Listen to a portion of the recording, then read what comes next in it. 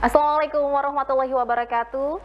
Selamat malam pemirsa RCTV Langka Padane. Bagaimana kabar Anda semuanya? Senang sekali malam hari ini saya Novia Perlia bisa kembali menyapa Anda semua pemirsa di Dialog Khusus. Malam hari ini spesial karena saya akan berbincang bersama dengan warga Desa Galagamba, Kecamatan Ciwaringin, Kabupaten Cirebon. Ya, untuk malam ini pemirsa kita akan berbincang terkait dengan kompensasi tidak sesuai warga Galagamba menggugat. Ini warga ingin mendapatkan keadilan, menuntut keadilan ya. Oke, ingin tahu seperti apa? Langsung saja pemirsa CTV saya menyapa narasumber kita. Di sebelah saya ini ada Mas Bambang Medifit SH selaku kuasa hukum penggugat. Kemudian ada Bapak Saripin, ini warga terdampak yaitu warga dari Desa Galagamba, Kecamatan Ciwaringin, dan juga ada Bapak Wahyu, warga juga dari Desa Galagamba, Kecamatan Ciwaringin. Bagaimana kabarnya semua Bapak-bapak? Alhamdulillah baik.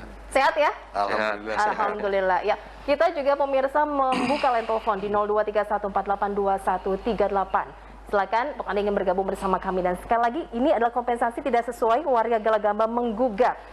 Dari temanya, ini berkaitan juga dengan menuntut keadilan.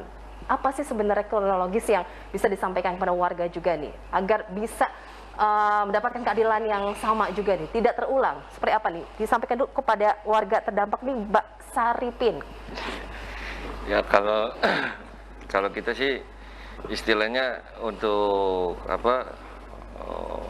yang terdampak ini kan jelas karena dengan adanya kompensasi yang segitu 28 juta itu tidak sebanding dengan resiko yang kita nantinya 20 tahun ataupun sampai seumur hidup kita jalani itu tidak sesuai sama sekali. Oke, ini pemirsa CTV, sejumlah warga Desa Galagamba, Kecamatan Ciwaringin, Kabupaten Cirebon ini ingin mendapatkan keadilan terkait dengan pembangunan SUTET oleh PLN ya Pak ya. Oke, dan ini warga merasa ada dampak yang dirasakan.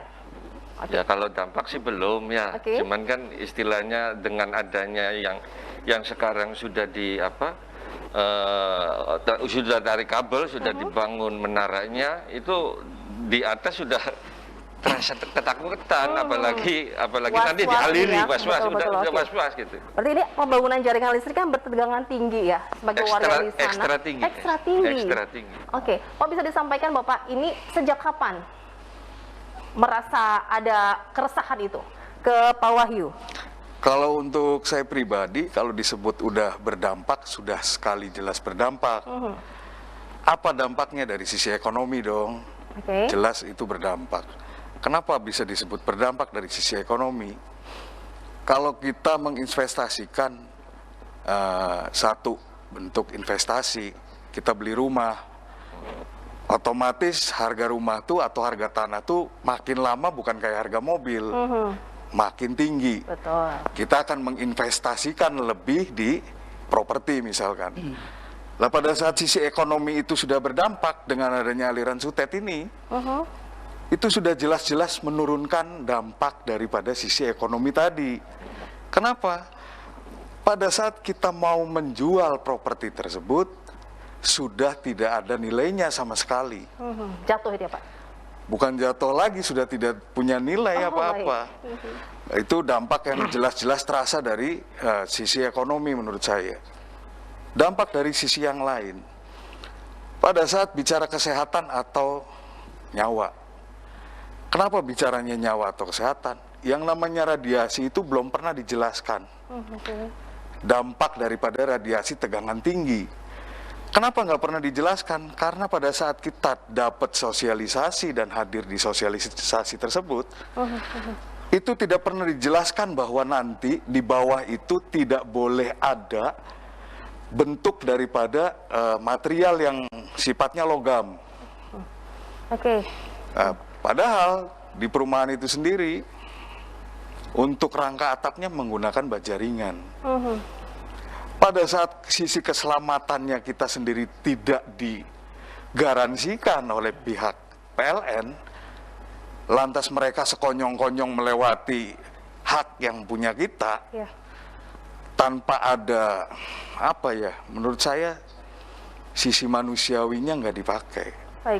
Paling tidak begini, kalau saya yang terdampak, rumahnya ditukar sama pegawai PLN, tukeran sama yang berdampak, kira-kira mau nggak? Oke, posisinya gitu ya Pak Iya, ya? Baik. intinya Jadi bisa begitu. dikatakan ini warga desa Galagamba, Kecamatan Ciwaringin, Kabupaten Cirebon ini merasa keberatan dengan adanya pembangunan jaringan listrik bertegangan tinggi yang dibangun oleh PLN. Amat sangat keberatan karena kita sudah tidak tahu lagi harus mengadu ke siapa. Oke. Sementara hak kita sebagai hak hidup kita, punya dong kita hak hukum, Betul. punya hak untuk mengemukakan pendapatnya. Hak daripada apapun itu pada saat PLN sekonyong-konyong melakukan intervensi-intervensi dengan melakukan pemaksaan tarik kabel dan tidak lagi meminta persetujuan walaupun mereka belum memberikan haknya terhadap kita, yang menolak atas kompensasi tersebut, kita sudah tidak dianggap manusia. Baik. Akhirnya kita mencoba langkah terbaik, yaitu langkah hukum. Kita masih percaya sama negara cuma satu, dengan hukum. Baik. Kalau misalkan langkah hukum ini sendiri lantas tidak perhatikan oleh pihak PLN juga, ya saya nggak tahu harus mengadu kemana lagi. Artinya kita sudah tidak dianggap lagi sebagai manusia di negara kita sendiri. Sebelum sampai adanya hukum ya Pak ya, ini sebelum itu dari warga dan juga pihak PLN, apakah sudah ada pertemuan? Sampai akhirnya sudah di kondisi sekarang, sudah ada pembangunan. Gini Mbak, tersebut. itu kan ada undang-undang yang mengatur, mungkin lebih jelasnya nanti pihak advokasi kita yang menjelaskan tentang hukumnya. Tapi saya masyarakat awam, di situ membaca dan mempelajari dan menelaah juga. Ada tahapan-tahapan yang saya anggap ditabrak oleh pihak PLN, tidak mengindahkan atau tidak mengikuti alur daripada tahapan itu sendiri. Iya. Sehingga kita merasa ada sedikit, mohon maaf, ada pelanggaran-pelanggaran di situ. Dari mulai tahapan nol sosialisasi, penetapan titik daripada menara tower itu sendiri, sampai dengan proses KJPP Rengganis sebagai pihak appraisal untuk menilai berapa sih kisaran besar bangunannya. Oke. Berapa sih? Harusnya kan sudah ada pengukuran juga ya Pak ya? Sebelum ada pengukuran ada yang namanya pihak surveyor Indonesia. Sifatnya mungkin PLN lebih tahu lah kinerjanya apa sih surveyor Indonesia ini. Mereka mengecek untuk dari segi fisik di bawah, melakukan pengukuran melalui teodolit, bahkan melalui satelit juga, mengukur berapa rumah yang terdampak. Baik. Nah, pada saat sudah tahapannya SI selesai, ada yang namanya perangkat selanjutnya. Perangkat selanjutnya itu dari KJPP atau appraisal sendiri, lembaga penilai. Pada saat di tahapan lembaga penilaian, kita masyarakat mengawal dong. Iya. Kita yang merasa memiliki haknya sebagai pemilik rumah, walaupun bicaranya masih kredit. Tapi agunan yang di bank itu sudah atas nama kita sertifikatnya. Akhirnya kita mengawal di situ. Pada saat kita mengawal, sistem kerjanya hanya selayang pandang saja. Selayang pandang. Baik. Lihat dari luar, tidak mengukur berapa luas tanahnya, main pukul rata. Lantas dari segi material perumahannya dibangunnya pakai semen apa, temboknya pakai bata atau batako Tidak atau detail itu ya? tidak. Oke. Baik yang lantainya pakai keramik ataupun pakai granit atau pakai apa, itu nggak pernah ada penilaian sama sekali. Baik, kita ke kuasa hukum dari penggugat, ini ada Mas Medivit. Mas Medivit, melihat tadi apa yang disampaikan oleh warga yang terdampak nih ya, dari awal sudah ada tanda tanya nih ya, keraguan-keraguan karena tidak sesuai dengan prosedur. Mas Medivit sebagai kuasa hukum juga melihat seperti apa nih dari segi peraturan? Ya, jadi kalau bicara soal saluran listrik, yang mana ada beberapa jenis saluran listrik, yang dalam hal ini proyek yang dilakukan oleh PLN dalam pembangunan Sutet 500 kV itu untuk proyek Indramayu Mandirancan itu kebetulan 500 kV. Ya. Dan kebetulan juga itu melewati wilayah Desa Galagamba di Kecamatan Ciwaringin. Artinya bahwa dari awal kalau kita lihat dari peristiwa yang terjadi, ternyata proyek ini berawal pada saat pengajuan permohonan persetujuan daripada gubernur pada Desember 2016.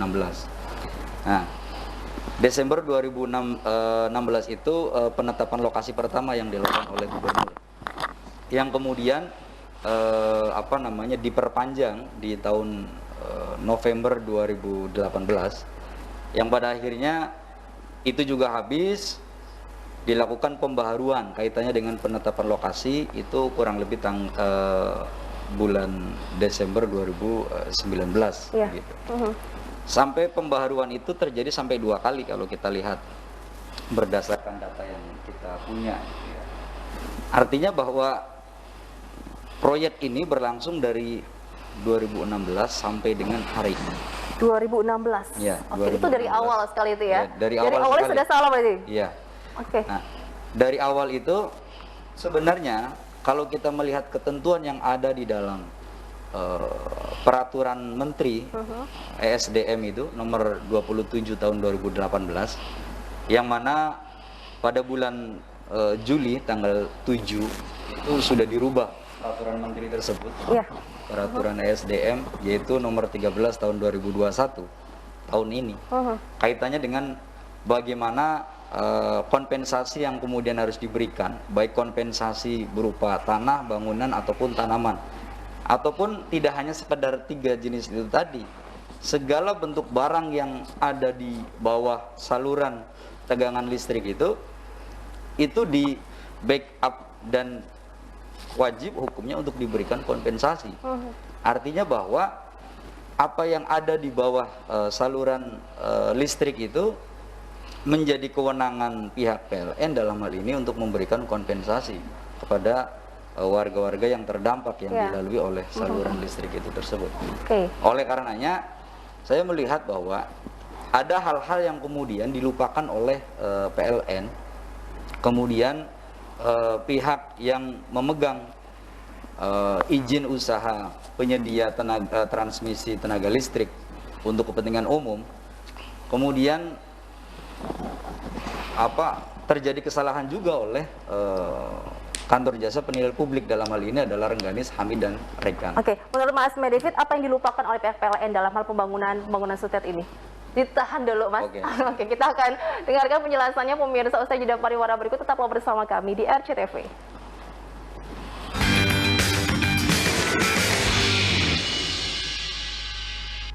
Terima kasih pemirsa, Anda masih bergabung bersama kami di Dialog Khusus bersama dengan warga desa Galagamba dan juga ada kuasa hukumnya. Pemirsa, ini ada Pak Bambang Medivit, ada juga Pak Saripin dan Pak Wahyu ya. Oke, bisa disampaikan lagi pemirsa bahwa warga dari desa Galagamba ini merasa keberatan dengan pembangunan jaringan listrik bertegangan tinggi oleh PLN dan mereka ini menuntut adanya kompensasi yang sesuai ya Pak ya. Karena ini berdampak dari segi kesehatan juga tadi disampaikan oleh Pak Wahyu. Kita buka line telepon, silakan pemirsa RCTV yang ingin bergabung bersama kami di 0231482138. Jadi kuasa hukum menyampaikan dalam hal tahapannya PLN ini sepertinya melupakan prosedur yang harus dilalui. Ya. Oke, seperti apa penjelasannya ini? Silakan, Mas Medivit. Jadi mengulang acuannya adalah peraturan Menteri SDM nomor 13 tahun 2021 kaitannya dengan besaran kompensasi yang kemudian harus diberikan. Kemudian ada jarak bebas, ada wilayah bebas di sana. Itu juga diatur semuanya di dalam itu. Nah, dalam proyek itu sebenarnya terlebih dahulu dalam hal ini negara memberikan satu prosedur yang kemudian harus ditempuh dalam pembuatan proyek ya. Iya. Nah, pertama itu adalah bagaimana penentuan tentang siapa yang kemudian akan menggarap proyek itu. Di dalam permen tersebut disebutkan siapa yang kemudian akan memegang izin, ya kan? Izin usaha penyedia transmisi tenaga listrik untuk kepentingan umum atau kita singkat IUPTLU. Gitu kan. Nah, itu siapa? Kemudian setelah itu nanti itu dilaporkan kepada kementerian. Nanti kementerian memberikan disposisi kepada Direktur Jenderal yang mengurusi tentang hal ini.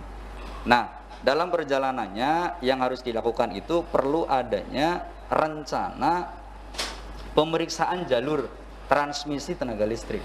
jalurnya. Iya, jalurnya itu harus apa namanya, kalau dalam permen itu disebutkan perlu ada satu identifikasi dan inventarisasi. Artinya itu menjadi penting karena nanti dalam pembangunan proyek tersebut antara Mandirancen sampai dengan Indramayu itu wilayah mana saja yang kemudian terlewati gitu kan. Baik. Nah, dan berapa kira-kira warga yang kemudian terdampak. Karena yang dilalui itu bisa jadi itu adalah masih mempunyai status hak milik perorangan ataupun tanah negara atau tanah punya BUMN atau BUMD kan begitu. Iya, oke. Sehingga kemudian itu perlu ditelusuri lebih lanjut kan gitu. Nah, bicara tentang tanah yang dilalui itu adalah warga masyarakat, maka yang perlu didetailkan kembali adalah itu punya siapa, luasnya berapa, kan begitu. Ada apa saja di sana. Nah, hal-hal seperti itu harusnya dilakukan jauh, ya, sebelum kemudian tadi munculnya penlok itu tadi, penetapan lokasi oleh gubernur, gitu kan.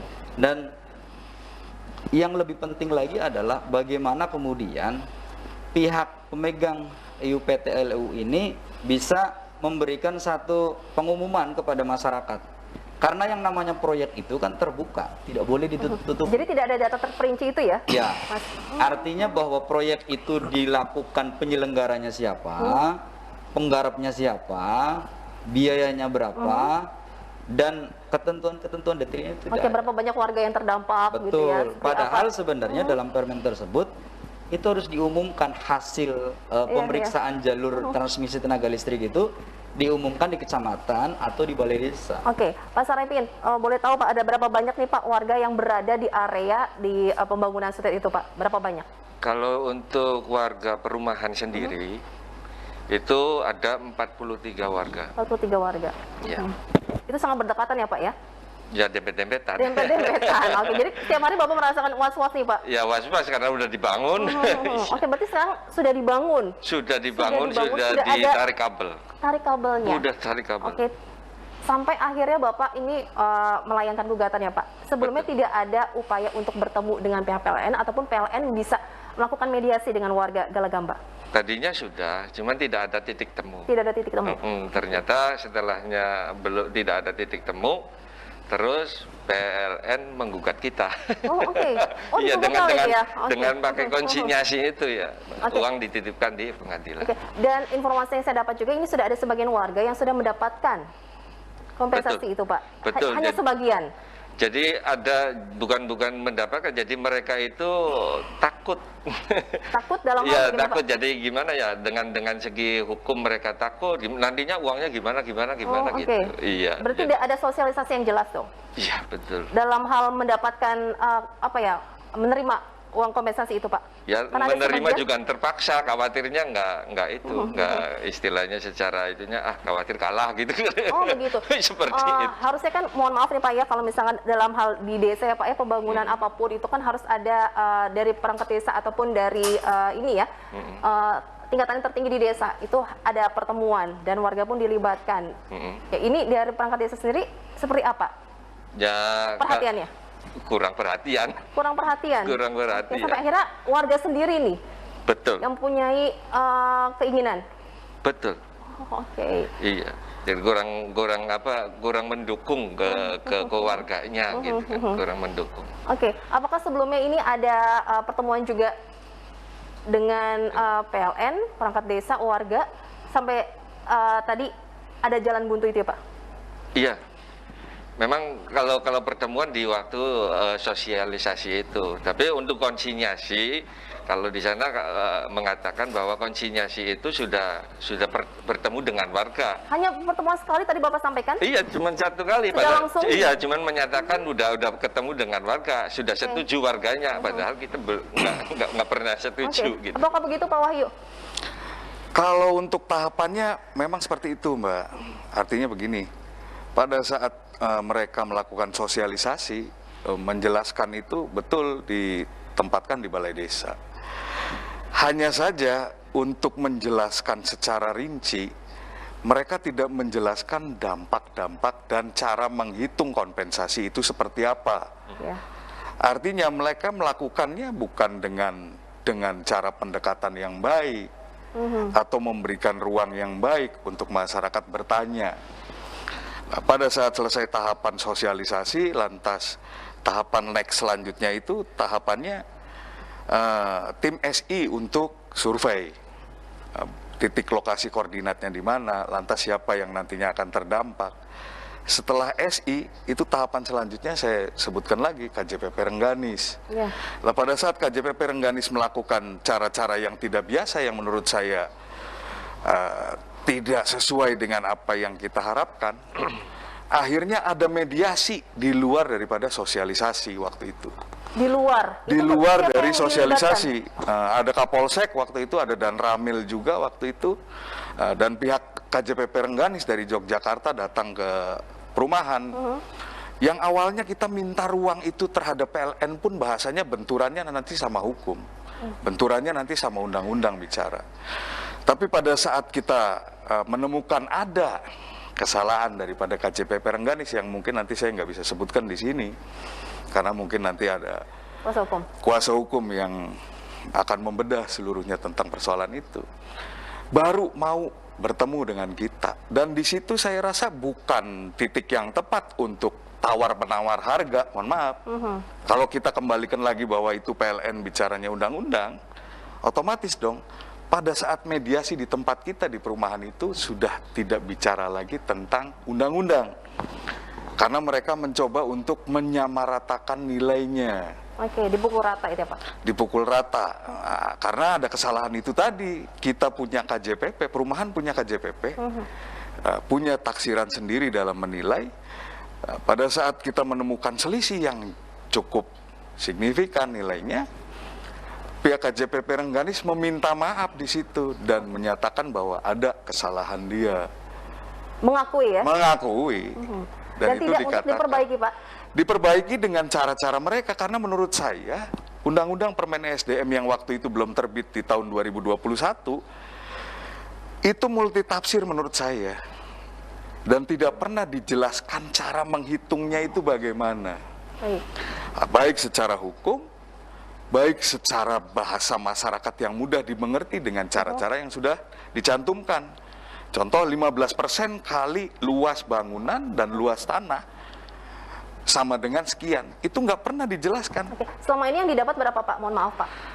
Untuk yang rumah saya pribadi itu karena ukurannya tidak full semua di luas tanah atau luas bangunan, itu hanya setengahnya, di angka 26 juta.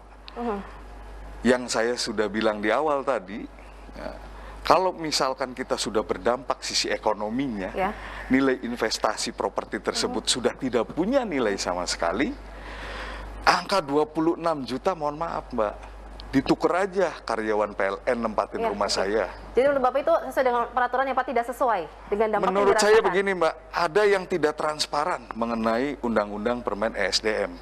Cara menghitungnya seperti apa formulasi yang ada. Baik, itu mungkin Pak kuasa hukum langsung menjelaskannya nih ya. Secara detail, harusnya berapa sih yang didapat warga ini terkait dampak yang dirasakan ya dari pembangunan sutet bertegangan tinggi ini ya, jaringan listriknya ya. Oke, untuk menghubungkan daerah Indramayu sampai Mandirancan. Dijelaskannya nanti ya Bapak. Mohon ditahan dulu. Kita akan kembali pemirsa usai jeda pariwara berikut, tetaplah bersama kami.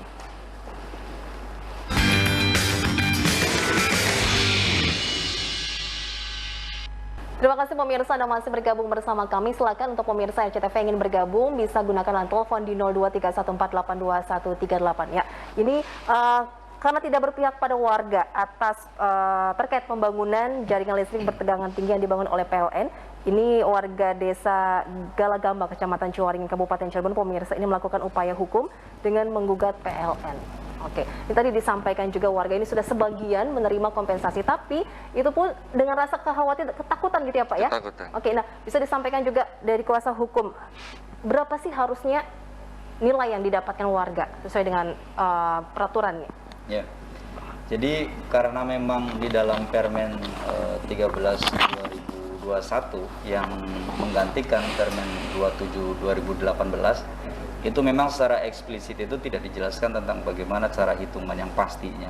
Ya. Makanya kemudian dari beberapa kantor publik kaitannya untuk menghitung besaran kompensasi yang kemudian harus diberikan bisa saja itu berbeda, kan begitu. Kalau melihat dari rumus apa yang ada di dalam peraturan menteri itu, kalau untuk tanah 15 dikali luas tanahnya berapa, ya kan, kemudian harga tanahnya berapa, gitu kan. Kalau bangunan 15% dikali luas bangunannya berapa, kemudian dikali harga bangunan per meternya berapa, ya, rumusnya begitu. Nah, ketika kita konfirmasi itu kita kaitkan juga dengan appraisal yang ada di perumahan Saputra Raya itu, kalau untuk harga tanah per meternya itu 1 juta. Kalau untuk bangunannya itu 2 juta, kurang 2.600.000-an kurang lebih. Artinya kalau di total dengan pakai rumus itu tadi, maka satu orang itu dengan luas satu rumah 30/42 ya kalau tidak salah. Yeah. Itu satu orang yang bisa mendapat kurang lebih 650 juta. Oke, tadi Pak Wahyu menyampaikan hanya menerima 26 juta. 26 juta. Oke, berarti warga 43 warga lainnya di perumahan Saputra Raya hanya mendapatkan segitu juga, Pak? Ada yang full untuk kompensasinya itu sebetulnya di kisaran pertama sebelum pertemuan di perumahan ya. Itu masih 27 juta. Oke. Setelah tim appraisal datang dari Yogyakarta bersama tim PLN dan difasilitasi juga waktu itu sama Pak Kapolsek, itu naik hanya 1 juta. Entah cara menghitungnya pun seperti apa, makanya kita menolak juga. Tidak dijelaskan juga dari pihak terkait? Sama sekali untuk formulasi yang saya anggap multitafsir tersebut tidak pernah dijelaskan. Makanya kita mencoba untuk melakukan upaya hukum. Agar undang-undang tersebut bisa dibedah juga untuk ini edukasi. Tidak ada transparansi ya Pak ya? Tidak ada transparansi sama sekali. Untuk saya seperti itu. Oke, mohon maaf, ini apakah masyarakat yang kurang paham, mohon maaf juga Bapak, apakah kurangnya sosialisasi, pendekatan juga, apa nih yang seharusnya dilakukan ataupun dari warga di perumahan atau di desa Galagamba, ini seperti apa sih Pak? Menurut saya begini Mbak. Pada saat bicaranya sosialisasi, itu betul-betul harus tahu dulu kondisi masyarakatnya seperti apa. Lantas seperti apa nanti dampak yang harus diterima sama masyarakat. Itu harus betul-betul dijelaskan, bukan cuma ketemu satu kali, dikumpulkan dengan jumlah yang banyak orang, lantas mereka hanya menjelaskan seolah-olah bahwa ini ujian nasional, boleh mengisi dan tidak boleh bertanya. Artinya kan begitu, pada saat masyarakat mau bertanya, kita nggak tahu harus menanyakan sama siapa, karena... Ini sudah berjalan 1 tahun lah ya? 1 tahun. Ke Pak Saripin, sudah lama juga ya Pak? Lebih 1 tahun. Lebih dari 1 tahun? Tidak ada upaya juga dari warga mendatangi pihak PLN? Jangankan untuk jauh ke sana Mbak, pihak pemerintah desa pun kita gugat, karena sama sekali tidak merasakan bahwa... Yang terdekat dulu ya Pak ya? Iya, itu sebagai panjang tangan daripada pemerintah yang seharusnya mengayomi kita sebagai masyarakatnya. Sama sekali tidak memberikan edukasi-edukasi yang sangat kita butuhkan. Oke, baik. Sampai dengan terakhir, pada saat penarikan kabel, kita diintervensi dengan 2 peleton anggota Polri dari kepolisian, seolah-olah bahwa kita mau melakukan upaya-upaya penolakan yang sifatnya aksi unjuk rasa. Itu kan amat sangat kerdil sekali PLN. Artinya di sini, kita ini betul-betul dirampas haknya oleh PLN. Kenapa begitu? Pada saat penarikan kabel pun ada 2 oknum anggota Koramil yang mengintimidasi kita. Pada saat kita tanya, kita ini mau mencoba menyelesaikan ini dengan bicara yang baik. Bicaranya cuma satu yang diungkapkan sama anggota Koramil tersebut, mohon maaf, oknum ya. Saya bicarakan sebagai oknum karena Pak Koramil sendiri dan Ramil pernah memfasilitasi saya. Bicaranya silahkan kalaupun ada hal-hal pengaduan, laporkan ke pimpinan. Saya nggak ngerti loh pada saat dia berseragam, menggunakan atribut uniform seragamnya, yang gajinya sendiri dari masyarakat, dia bicara pimpinan. Pimpinan yang mana yang saya tanggapi gitu loh ya. Artinya di sini kita sudah lelah Mbak. Kita mencari keadilan ini betul-betul dengan proses yang susah payah. Selama 1 tahun lebih itu tadi disampaikan Pak Saripin dia. Oke, dan berhari-hari Pak sampai akhirnya terbangun semua sampai sudah tarik kabel itu dari warga hanya bisa berdiam diri? Hanya bisa berdiam diri, Mbak, karena udah banyak intervensi-intervensi yang didapat oleh kita. Dengan tanggapan-tanggapan yang menurut saya sinis dari pemerintahan Desa Galagamba yang kami tuntut untuk saat ini. Tidak coba untuk membantu mendatangi perangkat desa menjadi perantara? Mohon maaf, ada kisi-kisi yang harus saya buka untuk persoalan hukum. Perangkat desa pernah memberikan selebaran terhadap kita warga masyarakat Saputra Raya yang mengatakan di dalamnya isi suratnya bahwa rumah tinggal yang kita tempati itu tanah sawah. Mohon maaf, itu kita upayakan untuk undang-undang pidana yang dilakukan oleh oknum perangkat desa yang sudah kita layangkan melalui pengacara kita. Itu sudah pernah. Dan dari perangkat desa pun tidak coba untuk melakukan pertemuan dari warga bersama seolah-olah bahwa mereka tidak punya kepentingan dengan masyarakat perumahan Saputra Raya. Kepedulian dari perangkat desa? Sama sekali, bahkan semua fasilitas yang PLN gunakan pun milik perangkat atau kepala desanya sebagai tempat untuk nampung kabel dan kita hanya diam. Makanya kita akan coba langkah yang terbaik adalah langkah hukum. Semoga hukum di Kabupaten Cirebon ini dengan adanya pengadilan sumber di Kabupaten Cirebon ini bisa betul-betul adil. Adil. Begitu ya, Pak ya. Pak Saripin, Pak, ini sudah mencoba ini Pak menghubungi pihak PLN ataupun mencoba mendatangi perangkat desa. Yuk kita berembuk untuk mendapatkan win-win solution. Betul. Pak Saripin, selama 1 tahun sudah lelah begitu Pak? Ya lelah, lumayan. Ya, tapi masih terbuka nih Pak, ini kan gugatan sudah masuk dan sudah ada sidang pertama ya, sudah berlangsung ya Pak ya? Iya. Masih terbuka untuk bersilaturahmi atau mediasi gitu. Mediasi gitu Pak? Biarkan perangkat pengadilan nanti, karena perangkat pengadilan nanti ada sesi mediasi juga, mungkin saya banyak diedukasi sama beliau. Artinya kalau untuk saya pribadi sudah tanggung kejebur Mbak, sudah tanggung basah semua. Begitu ya, Pak? Lanjutkan saja seperti apa endingnya, cuma Allah yang bisa adil. Kalaupun apa yang kita harapkan di sini, aparat penegak hukum di Kabupaten Cirebon yang nantinya ngambil keputusan seperti apa hasil proses sidangnya. Entah kita yang sebagai rakyat kecil ini yang terus dikebiri, atau adil dengan seadil-adilnya. Pak, PLN perusahaan milik negara Pak, pasti kan harus menempuh perizinan juga ya Pak ya, tapi dianggap oleh warga desa Galagamba ini tidak menempuh prosedur yang selayaknya Pak? Menurut saya gini, ada radius, berdirinya tower itu menyangkutnya sudah bukan hanya berdiri menara kayak telekomunikasi, akan ada dampak jatuh menaranya, jatuh tumbang, itu ada jarak yang harus karena berdempetan tadi. Bukan itu, harus jauh dari jarak 25 meter atau lebih, itu harus jauh dari jalan utama. Ini jaraknya cuma hanya 18 meter titik daripada jalan utama. Lantas di bawahnya ada perumahan yang komunitas padat penduduk. Kalau bicara yang cuma terdapat 43, yang lewat jalan itu 200 rumah, Mbak. 200 kepala keluarga yang harus melewati karena posisinya di jalan utama. Kita masuk bolak-balik tiap hari. Pada saat bicara ada dampak-dampak lainnya, rumahnya kita pakai atap baja ringan dan tidak pernah diedukasi sama pihak PLN bahwa nantinya kalau ada besi di atas harus nempelkan ke tanah kabel. Tidak ada woro-woro itu Pak? Nggak ada, sama aja mau. Desa. Kalau saya tangkap ini PLN mau genosida atau gimana, saya nggak paham gitu. Jadi bisa ditekankan lagi, Pak Saripin, mewakili warga desa Galagamba ini, ingin menuntut apa Pak? Ya menuntut hak masyarakat itu dengan seadil. Seperti apa Pak adil-adilnya? Ya inginnya sih sesuai apa yang diinginkan warga ya. Ya maksudnya kalau bisa dikatakan kompensasi itu sesuai dengan undang-undang yang ada aja. Jadi undang-undang yang ada itu maksudnya yang jelas gitu loh ya. Hitungannya jelas, apanya jelas, itu kan tidak jelas semua. Tadi kuasa hukum menyampaikan rumusnya sudah betul ya Pak ya? Rumusnya sudah betul. Cuma dalam tataran penghitungan itu yang kemudian perlu didiskusikan kembali. Masih bisa didiskusikan kembali? Kita melakukan upaya hukum itu adalah sebagai bentuk upaya untuk membawa pihak-pihak yang kita gugat untuk kemudian bisa ngobrol kembali, begitu.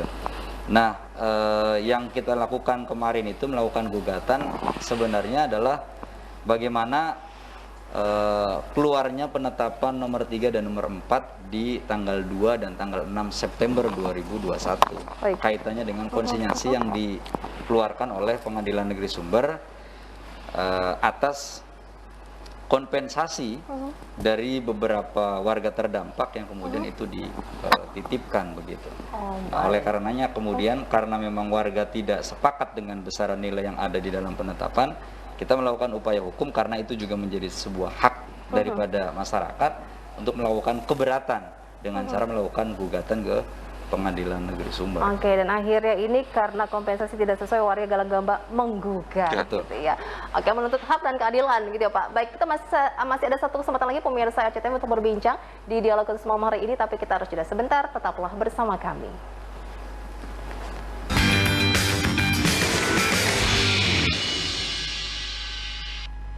Kami kembali untuk Anda pemirsa RCTV di dialog khusus terkait dengan keberatan dari warga Desa Galagamba terkait pembangunan dari menara bertegangan tinggi yang dibangun oleh PLN.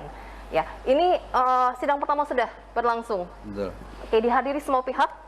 Dihadiri semua pihak kecuali PLN dan kepala desa. Oh, oke. Padahal itu harus dihadirkan ya, penting sekali. Ya, jadi dalam proses persidangan, kalau kita lihat dalam hukum acara itu seperti biasa, bahwa yang pertama ketika gugatan itu sudah diajukan, maka tahap pertama dalam sidang pertama itu adalah pemeriksaan identitas para pihak, baik penggugat maupun tergugat, gitu ya.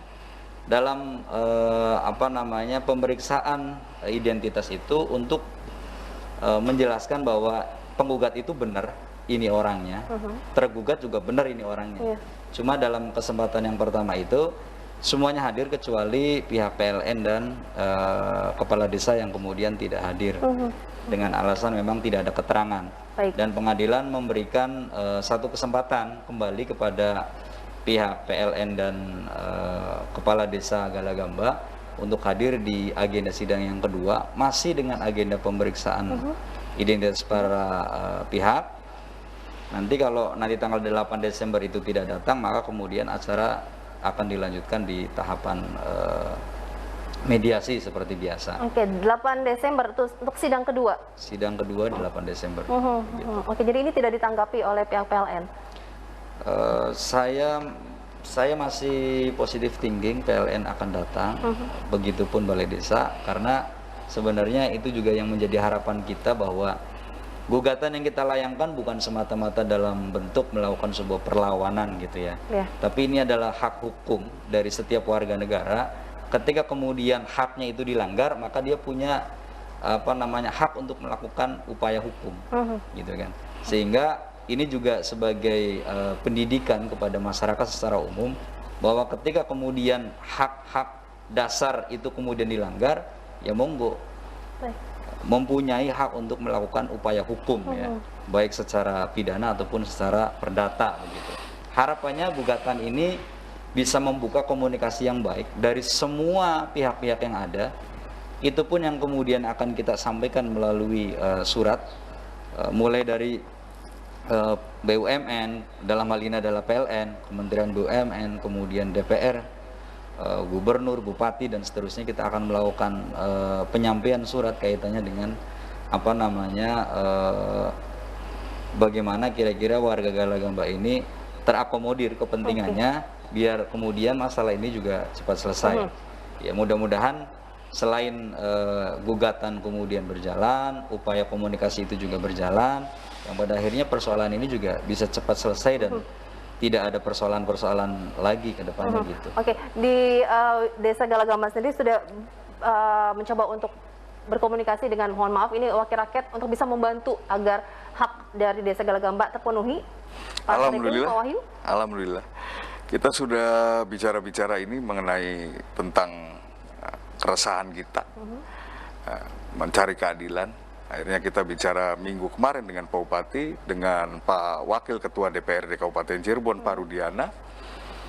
Mereka mengakomodir langkah kami kalaupun nanti ada undangan sidang mengenai persoalan-persoalan yang kita gugat, insya Allah mungkin akan mewakili dengan kabak hukumnya. Nah, dari DPR sendiri mencoba akan memanggil dari komisi yang menangani, akan memanggil pihak PLN. Seperti apa nanti hasilnya, mungkin kita akan melakukan upaya itu, audensi dengan pihak PLN yang difasilitasi oleh DPRD Kabupaten Cirebon. Dan kebetulan ketua DPRD kemarin coba kita komunikasikan, tapi beliau nggak ada di tempat. Jadi kita terakomodir dari fraksi PDIP. Kemarin dengan Pak Haji Imron pun kita sudah bicara panjang lebar di pendopo.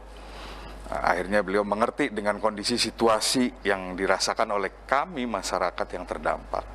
Mungkin itu, Mbak. Oh, oke. Jadi untuk warga desa Galgambas ini masih terbuka nih untuk bisa adanya komunikasi yang lebih baik lagi, Pak Untuk Saripin? kami jelas nih, Pak, mungkin kita sama ya, Mbak. Kita sudah menyerahkan semuanya kepada penasihat hukum kita. Apapun yang terbaik, saya serahkan semuanya. Tapi tidak menutup ya? Bagaimana? Insya Allah kita menutup, Mbak. Kalau kata pihak pengacaranya membuka, ya kita buka. Gitu. Kalau dari Pak Saripin bagaimana, Pak? Masih ada kesempatankah dari agar bisa duduk bersama, hak terpenuhi, kemudian juga pembangunan ini bisa diperbaiki seperti apa sesuai dengan kondisi di lapangan nih, Pak? Pak Saripin bagaimana? Masalah mediasi yang terbaik nih dari komunikasi agar bisa terjadi dengan baik lagi, Pak, sampai jangan sampai ini gugatan berlanjut sampai lama ini, Pak. Iya ya, tergantung mereka gitu. Iya, tergantung mereka. Ya pengennya sih di titik mediasi ya dengan langkah yang baik, dengan tujuan yang baik. Kalau memang dari PLN-nya akan beritikat baik, ya kita berhenti. Sejauh ini tidak ada itikat baik, Bapak merasanya? Alhamdulillah belum. Alhamdulillah belum. Baik, Iya. oke. Harapan kedepannya bagaimana? Pak Saripin dulu. Ya, inginnya kami itu berharap supaya keinginan kami bisa terpenuhi ataupun istilahnya sesuai dengan apa yang menjadi tolak ukur dari resiko ya kehidupan kami yang seumur hidup di situ. Kesehatan ya, Pak ya? Kesehatan Pengaruh. juga, termasuk juga dari Kenyamanan segi itu ya? bukan dari itu aja, ini kan dari segi ekonomi. Rumah kita sudah nggak laku. Oke. Iya. Oke, Banyak yang mau dijual, yang terlintas itu nggak laku, sudah nggak laku, nggak ada yang Jadi mau bagaimana beli. nasib warga di sana ya, Pak ya? Ya itulah, baik. bukan yang terdampaknya, hampir semuanya, hampir semuanya. Pak Wahyu, keinginan Bapak? Saran saya cuma satu. Pada saat duduk sebagai pejabat untuk mengemban amanah masyarakat, harus melihat dari sisi keadilan. Dari mulai pejabat RT, RW, kepala desa, bupati, DPRD, kepolisian, juga pengadilan atau kejaksaan. Menilai sisi nurani masyarakatnya. Jangan semuanya kita harus mengupayakan sendiri seolah-olah tidak ada induk semang daripada pemerintahan.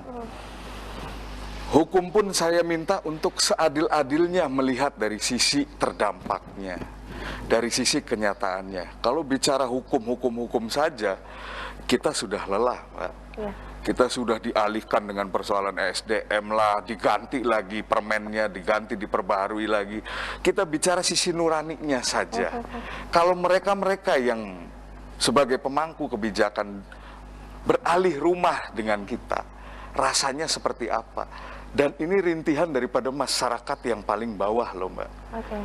Kita tidak diayomi sama RT-nya, kita tidak diayomi sama RW-nya, mereka berkepentingan dengan kesendirian mereka sendiri. Lantas pemerintahan desa tidak pernah mengindahkan apa rintihan teriakan kita. Lantas PLN-nya sendiri seolah-olah tutup mata, tutup telinga. Baik. Bahwa ini negara, ini negara, ini negara. Lantas kita ini siapa? Kita ini ownernya negara loh sebagai masyarakat. Itu saja. Siap. Oke, langkah selanjutnya dari Mas Mendevis selaku kuasa hukum untuk membela klien Anda, warga desa Galgamba. Yang jelas kalau kami sebagai tim daripada kuasa hukum para penggugat ini, bagaimana gugatan yang kita sampaikan itu PLN, kepala desa yang kemarin tidak hadir, yang kemudian setelah itu kita ngobrol di tataran mediasi. Bahwa kemudian di mediasi juga tidak berhasil misalkan, Yaitu seperti hukum acara yang biasa kita lakukan, itu akan berjalan di jawaban, di replik, di duplik, kemudian surat, saksi, simpulan, peninjauan lokasi, sampai kemudian di putusan begitu. Artinya bahwa kita sudah melakukan upaya hukum, ya pihak-pihak yang kemudian menjadi pihak-pihak tergugat, ya silakan tinggal hadapi saja. Bahwa kemudian ada hal yang memang berseberangan dengan apa yang kita inginkan, ya tinggal dihadapi, tinggal dijawab. Nanti dari situ kita akan bisa melihat gitu kan, dari itikat baik menghadapi itu kan menjadi satu titik nilai gitu, bahwa apakah kemudian PLN berani untuk melakukan komunikasi dengan kita kembali ataupun tidak. Oleh karenanya dengan adanya gugatan ini, saya hanya berharap bahwa semua pihak yang menjadi tergugat kemudian bisa hadir, bisa saling memberikan satu tawaran-tawaran terbaik, dalam hal ini adalah dalam bentuk jawaban dan seterusnya, yang kemudian pengadilan bisa menilai. Karena bagi saya penetapan yang kemarin itu jauh dari apa yang kita harapkan, karena memang banyak sekali hal-hal yang bagi kami sebagai kuasa hukum banyak kejanggalan. Oleh karenanya harapan ke depan ya pihak yang ada tinggal datang, tinggal jawab saja. Baik, semoga pihak PLN juga mendengarkan keluh kesah ya dari warga desa Galagamba ini, juga punya niatan untuk bisa berkomunikasi, menjadi komunikasi yang lebih baik lagi. Betul. Agar prosesnya juga ini tidak semakin lama ya, Bapak-bapak semua ya. Baik, terima kasih banyak Pak Wahyu, Pak Saripin, dan juga Mas Medivit atas informasinya. Semoga apa yang disampaikan bermanfaat, dan juga pastinya juga kita berharap semoga ini tidak berlarut-larut ya. Oke, semoga juga warga desa Galagamba bisa hidup dengan tenang, nyaman juga nih ya, tanpa ada rasa khawatir dan juga was-was ya. Dan juga ada waktu yang baik untuk bisa berkomunikasi dengan pihak PLN ya. Doakan yang terbaik dari saya. Terima kasih banyak. Saya harus pamit pemirsa RCTV. Sampai jumpa. Wassalamualaikum warahmatullahi wabarakatuh. Waalaikumsalam.